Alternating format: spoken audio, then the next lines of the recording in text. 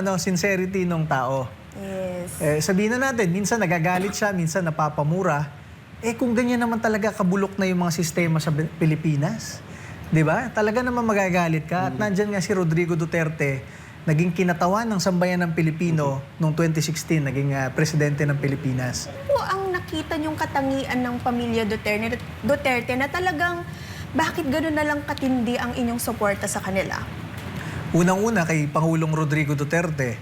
Siyempre, pag tumatakbo kang presidente, noon kasi nung nagtatrabaho ako sa Kongreso, sabi ko, 17 yung boss ko na congressman. Lahat sila may kanya-kanyang kandidato noong 2016. Walang Rodrigo Duterte doon sa mga boss ko na sinuportahan.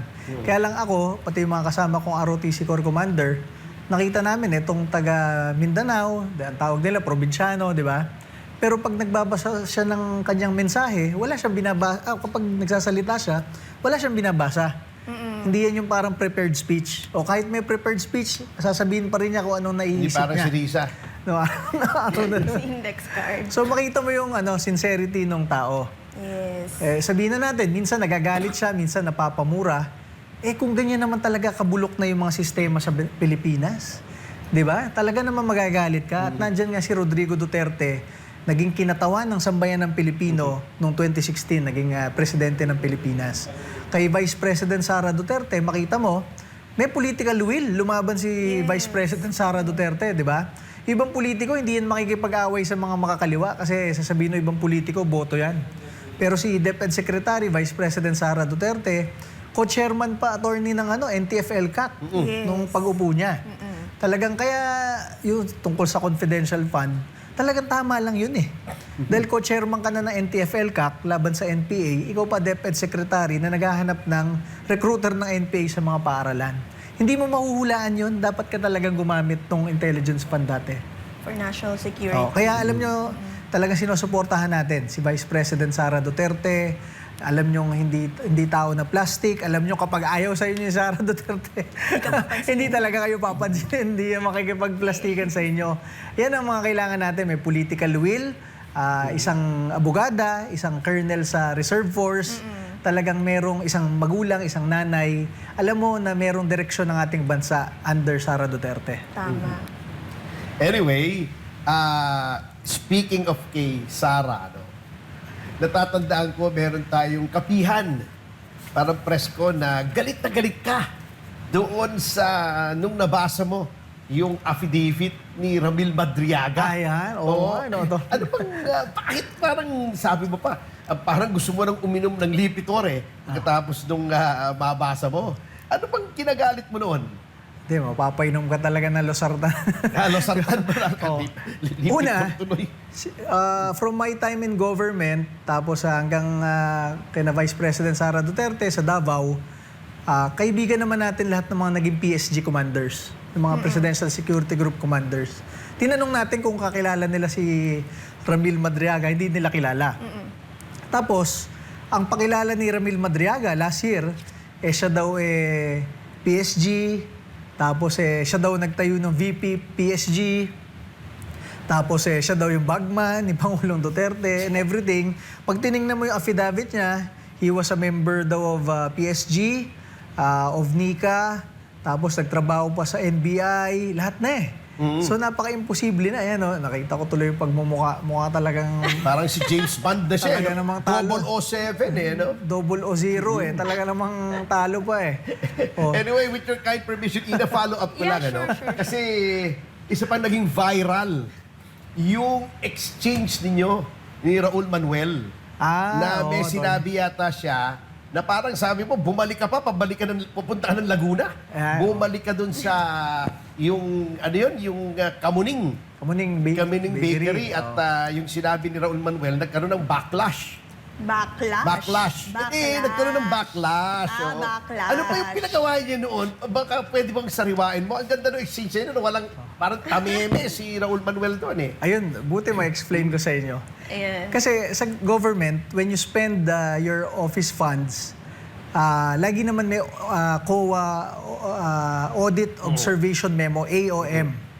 Diba? Kunyari, yung ginamit mong, yung binili mo o yung pinrocure nyo, hindi pa ginagawa nung dati mong mga NYC chairman, mag-AOM sa'yo talaga, COA. So ako, kinausap ako ng DILG noon na gusto nating mag-anti-NPA seminar sa mga SK president. Kasi paano mo ipe-prevent yung recruitment ng NPA sa mga kabataan kung yung mismo mga SK president hindi mo na orient, di ba? Oo, syempre So, ayaw ni Raul Manuel yan. ayaw ni Raul Bigla kang Manuel nun. sasayawan nun. ng TikTok, no? So dinala namin yung mga SK president buong bansa dito sa Metro Manila. Nag-seminar lang sila tungkol sa about NPA, kung paano sila hindi mare-recruit. Ang gastos siguro ng office ko noon parang 600,000.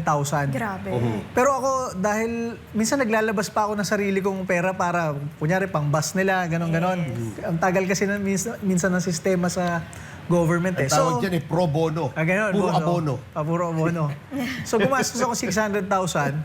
Then after a few months, nag-AOM si COA. Tinatanong kung bakit nag-seminar tungkol sa NPA. Yes. Hindi naman daw ginagawa ng mga NYC chairman dati yon.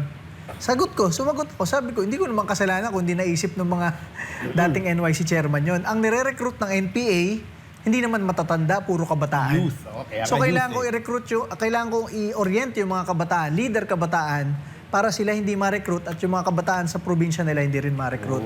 So nung Correct. in-explain ko yon, one pager lang naman, approve kay COA. So okay na, wala nang problema. Kasi kung hindi approve yun, kailangan mong bayaran eh. Ngayon si Raul Manuel, lumabas sa Kongreso, dala-dala yung initial na AOM na yon, yung tinatanong ako. Tapos nag-speech doon, anong ginawa mo dito, Mr. Cardema, ganun-ganon. Hindi namin i-approve yung NYC budget next year dahil meron kang ganito. Eh hindi ka naman makasalita nung nagwawala siya sa Kongreso. Hindi ko naman ma-explain na wala na yan. In-explain ko na yan sa COA, naintindihan na nila. Correct. So, Taray ni Akla, no? oo, taray ni Raul Manuel eh. So, nag-ano ako, nasa ano siya, Kamuning Bakery, tapos nakita ko siya doon, bumabanat pa rin sa akin. Eh di, nag-U-turn ako sa SLEX, attorney, punyantahan ko sa Kamuning Bakery. Di sinugod ko doon, first time namin magkaharap doon. Sabi ko, ayun, yan. Yun, Sabi ko, oo. dito mo sabihin Gandang yung lalaki. sinabi mo sa Congress. Pag dito mo sinabi yun, kasuhan kitang libel. Kasi talagang walang ka-issue-issue yung ginagawa mo. Hindi naman niya masabi. So, 2 oras kami dyan Senyas, ganun-ganun siya. Ganun-ganun. Ewan ko anong ibig sabihin. Tapos nung tinanong ko na siya, ba't hindi ka nagsasalita tungkol sa recruitment ng NPA? Eh di lalo na siyang namula, hindi na niya alam. O siya, siguro namumula dahil nahihirapan na siya. Ako namumula na dahil nagagalit ako sa kanya. Sabi ko, bakit tayo nagpapasweldo na isang government official katulad mo na kapag napapatay yung mga pulis at sundalo, yung mga kabataan sa bundok, hindi ka naman nagkokondena. Oh, so, ayan, ganyan naging usapan. Simula nun, hindi na ako in-engage na ni Raul Manuel.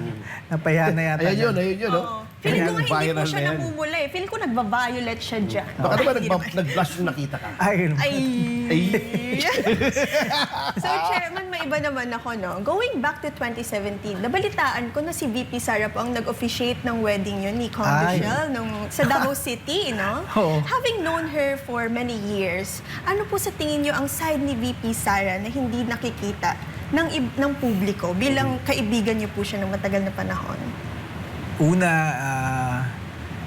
kasi parang kung ano naman nararamdaman ni ma'am, pinapakita niya talaga sa publiko eh. Oo. Yung totoo. katulad nga ng sabi ko, hindi naman siya plastic. Kung Totoo yan. ayaw niya sa'yo, lalo na sa ibang politiko na balimbing, hindi ka talaga pansinin. Sino po yan? Yung politikong bilimbing? Ah, Itago maraming na lang balimbing, natin oo. sa pangalan.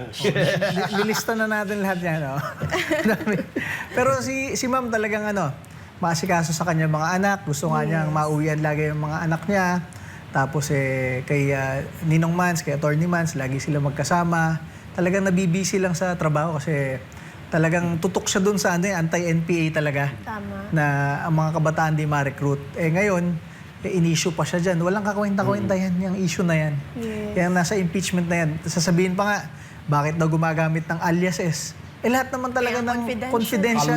Alert. Confidential nga eh. Kaya, Tapos parang ang susunod na gagawin next week, papatawag daw yung Philippine Statistics Authority kasi wala daw mga ganung pangalan na nakalista sa Diba? Pilipinas. Wala Siyempre, talaga. wala. Aliases nga talaga yun eh. Parang talagang talagang ano below lang sea eh. level ang IQ ng mga yun. Tama yun. Ginagawa Oo,